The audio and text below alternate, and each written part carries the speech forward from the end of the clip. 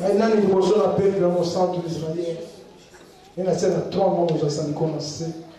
Parce que la présence à mon lit, mon avis, sur ma puissance de manière que le souk. Pambo na yo bana yo pe bayoki. Na kombo na Yesu. Na dégager tout ça sur un contrôle sur les âmes de la biso. Saint-Esprit sur la réduction de la nation de biso. Que le souk na kombo na sur la contrôle de la biso. Amen. Amen. To bete le maboko to bana. Amen. Amen. Mokozi. Yes. Si on a sapé comment on a vu nos pays. On est sur le banc, non, mon Amen. Amen. Mokozi. Yes. Tu as construit la loi en Zambie, et puis tu as sorti sur le zoo à l'Inga. Amen. Amen. Est-ce qu'il y a pas sur la Lingala? Eh, biso sur le zoo à l'Inga. Amen. Interprète dans la terre. Oh, il y a quoi, on est sur le pays. Tout le monde a Amen. Amen. Les rêves allaient mon colo, mon monnaie dans sa main. Les deux autres sont baptême du feu et mon lit mon sang. Tout ça, baptême n'est pas balé. Baptême n'a mal. Pour la communication de la repentance, donc au Congo la montée. Après baptême n'a mal. Pour la biso et ça la copie na mai ndé ba ko bonne so na muri mo sang o abengi de deuxième baptême ya moto amen ya ngone tina na ngo pona ko fana na moto pona ko préparer moto pona tina ba benga ka enlèvement yene mission na ye ezaka pona ko mema mwasi ya libala o abengi épouse ngolo ça yé so bazaka tina ote e ko la passe pour Dieu za fait amen toza na limo na mulimo musanto ya bilo mibale toza na limo na mulimo musanto babengi mulimo musanto amalongole koza fisi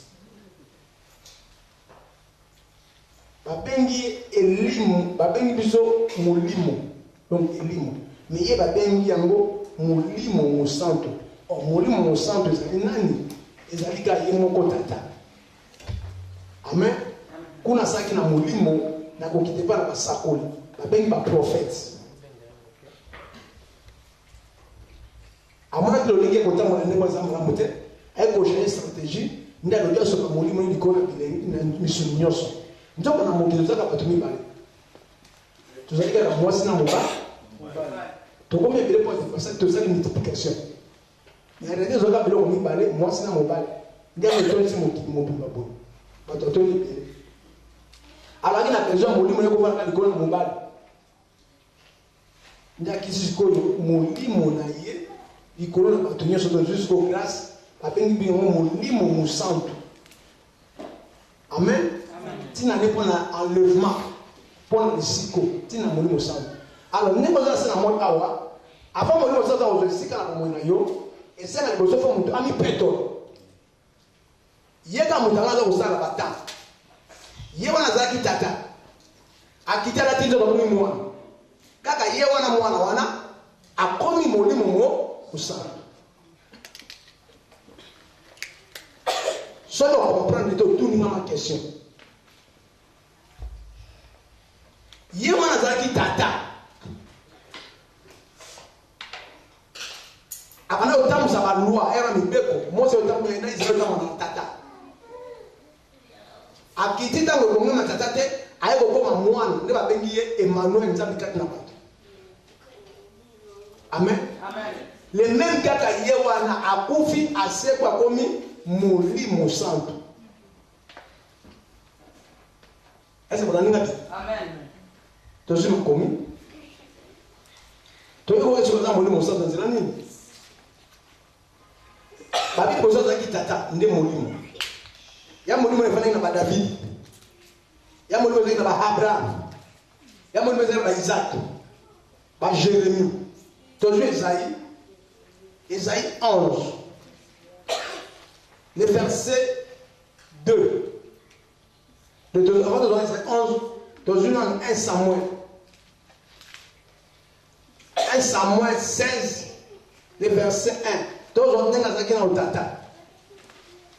Tant que Saoul, après que tous en est dans le bakinaye, ceux qui ont commis au talingaï. Au commun a dit qu'il y a une explication. C'est ce qu'on a bien. Pour que nous comprenions une explication.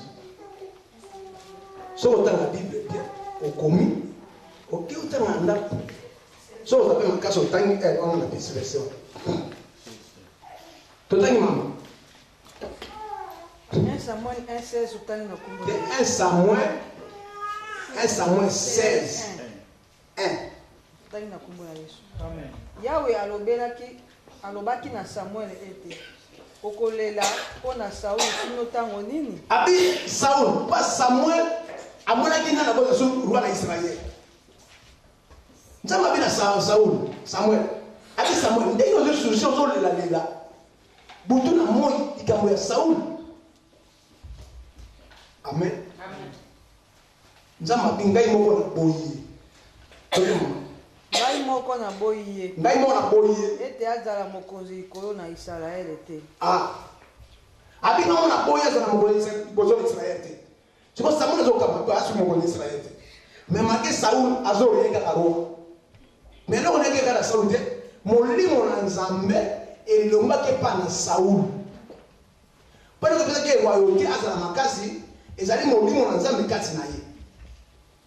Yaki molimo santu te yaki ne molimo. Amen. Amen. Molimo santu wana. Yango ne zeka na Saul. Pasa la roi. Abi na mona lombe kati na ye. Malgré Saul azo la roi, alors du budget, akufi na note, aka roi, mais le connaissons le kati na ye.